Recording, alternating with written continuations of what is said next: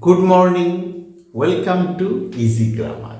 আজ আমার সাবজেক্টের হেডলাইন হচ্ছে বা ক্লাসের হেডলাইন হচ্ছে ইউজফুল সেন্টেন্সেস।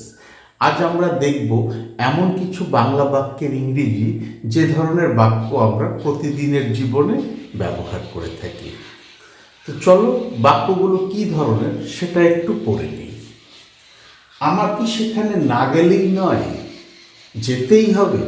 আমার কি সেখানে না গেলেই নয়। পরীক্ষার সময় কি তোমার টিভি না দেখলে চলে না? তার কি একথা না বললেই হতো না? মনে হয় তোমার এত তাড়াতাড়ি না ঘুমোলে চলতো না। এই যে বাক্যগুলো, এই বাক্যগুলো কিন্তু এতটাই কমন বাংলা ভাষায় যে আমরা যখন ইংরেজিতে কথা বলবো আমাদের কিন্তু এই ধরনের কথা বলতেই হবে, কারণ অবস্থার পরিপ্রেক্ষিতে এই ধরনের বাক্য আমরা বলে থাকি। তো এই বাক্যগুলো বলতে গেলে কিছু ওয়ার্ড আমাদের নিয়ে আসতে হয় সেন্টেন্সের মধ্যে, আর সেই ওয়ার্ডগুলো হচ্ছে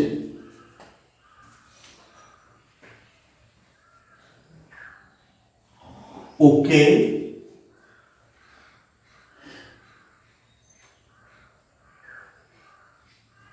অ্যাবস্টেইন অথবা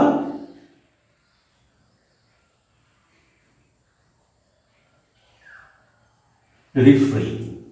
ওকে, অ্যাবস্টেইন অথবা রিফ্রেইন। ওকের অর্থ তো আমরা জানি, অ্যাবস্টেইন বা রিফ্রেইন এদের অর্থ হচ্ছে বিরত থাকা। তো প্রথম সেন্টেন্সটা চলো দেখে নেই। আমার কি সেখানে না গেলেই নয়।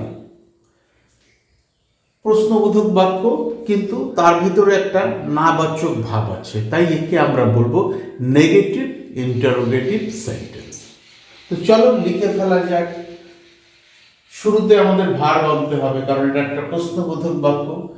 ইজ ইট নট, দেখো নাবাচক ব্যাপারটা আমরা এখানে উল্লেখ করে দিলাম। Is it not okay.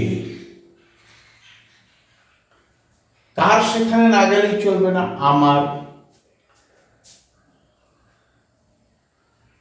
For me, is it not okay for me. না গেলেই নয়, মানে সেখানে যাওয়ার থেকে বিরত না থাকলেই নয়, তাই আমাকে এখানে হয় অ্যাবস্টেইন অথবা রিফ্রেইন ওয়ার্ডটা আনতে হবে, এবং তার আগে আমাকে টু বসাতে হবে। Is it not okay for me two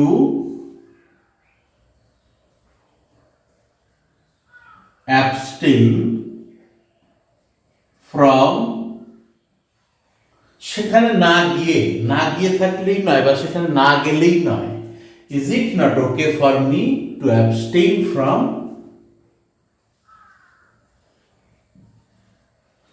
going there, সেখানে। Is it not okay for me to abstain from going there, আমার কি সেখানে না গেলেই নয়। পরীক্ষার সময় তোমার কি টিভি না দেখলে চলে না। একইভাবে আমরা সাজাবো সেন্টেন্সটা। ইজ ইট নট ওকে, কার জন্য? তোমার জন্য। For you, is it not okay for you to abstain from watching, TV না দেখা, টিভি দেখা ইংরেজি watching television. To abstain from watching TV, কখন? পরীক্ষার সময়।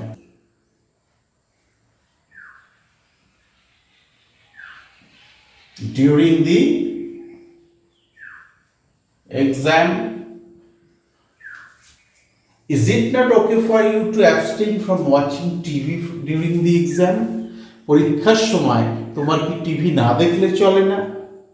নেগেটিভ ইন্টারোগেটিভ সেন্টেন্স, নাবাচক প্রশ্নবোধক বাক্য।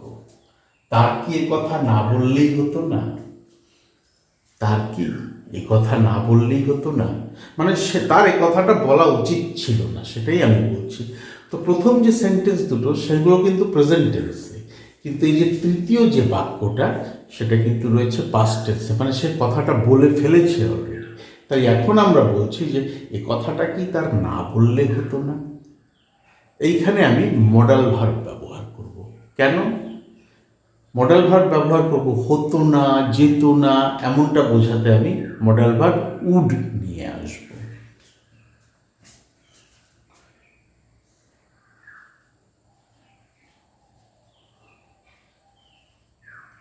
উডন্ট অথবা উড নট। উডন্ট ইট, হতো না, B. Wouldn't it be okay,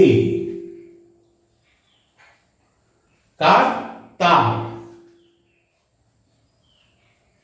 for her, wouldn't it be okay for her to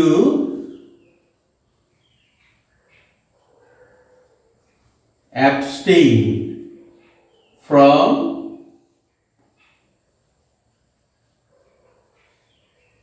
saying this?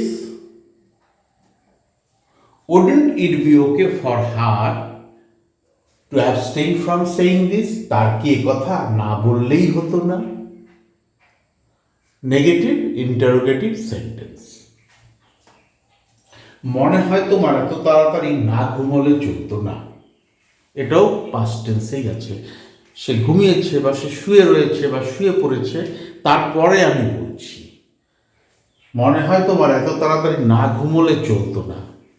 মনে হয় মার না খেলে তুমি পড়তে বসতে না। মনে হয় বকা না খেলে তুমি কাজটা সময় মতো করতে না। এই ধরনের কথা তো আমরা রোজই বলি প্রায়। তো চলো এটাও লিখে ফেলি। মনে হয়, সিমস লাইক।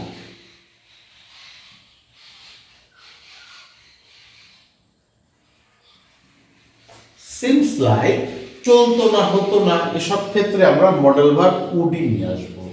সিমস লাইক ইট wouldn't বা would not be okay, কার? তোমার। for you, এইবার আমি আর অ্যাবস্টেইন লিখবো না, এবার আমি রিফ্রেইন ওয়ার্ডটা নিয়ে আসবো। যে কোনো একটা ওয়ার্ড আনতে পারো, অ্যাবস্টেইনও আনতে পারো, রিফ্রেইনও আনতে পারো। Seems like it would not be okay for you to refrain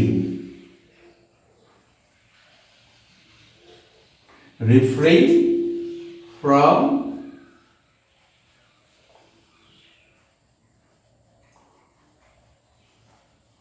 sleeping so early.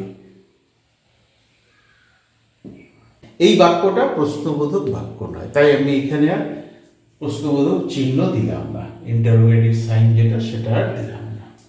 Seems like it would not be okay for you to refrain from sleeping so early. মনে হয় তোমার এত তাড়াতাড়ি না ঘুমোলে চলতো না বা চলছিল না। এই ব্যাপারটাই আমরা এইভাবে ইংরেজিতে লিখলাম। Seems like it wouldn't be okay for you to refrain from sleeping so early. তাহলে বুঝতে পারলে নেগেটিভ ইন্টারোগেটিভ সেন্টেন্স বা নাবাচক প্রশ্নবোধক বাক্য কিভাবে লিখতে হয়। আমার কি এটা না করলেই চলবে না? আমার কি এটা না করলেই চলে না? আমার কি এটা না খেলেই হয় না? তোমার কি এখন না গেলেই হয় না? এই যে বাক্যগুলো যখন আমরা ইংরেজিতে লিখব তখন আমাদের এইভাবে সেন্টেন্সগুলো তৈরি করতে হবে। সেক্ষেত্রে আমরা একটা কমন ওয়ার্ড ওকে নিয়ে আসবো এবং কোনো কিছু থেকে বিরত থাকা, না করা, এমনটা বোঝাতে অ্যাবস্টেইন অথবা রিফ্রেইন, এই দুটো শব্দের যে কোনো একটা শব্দ ব্যবহার করব। এবার তোমরা বোর্ডের একটা স্ক্রিনশট নিয়ে নাও, স্ট্রাকচারটা একটু দেখার চেষ্টা করো বাক্যের, এবং নিজেরা এই ধরনের কিছু বাক্য তৈরি করো। যত প্র্যাকটিস করবে তত তোমাদের ইংরেজি হবে সুন্দর, আর ব্যাপারটাও হয়ে যাবে জলের মতো পরিষ্কার। কোথাও যদি আটকে যায় ভিডিওর কমেন্ট সেকশনে লিখে জানাও। ডেসক্রিপশন বক্সে আমার ইমেল অ্যাড্রেস দেওয়া আছে। চাইলে সেখানেও যোগাযোগ করে নিতে পারো। Thank you so much for your time and attention. Have a nice day.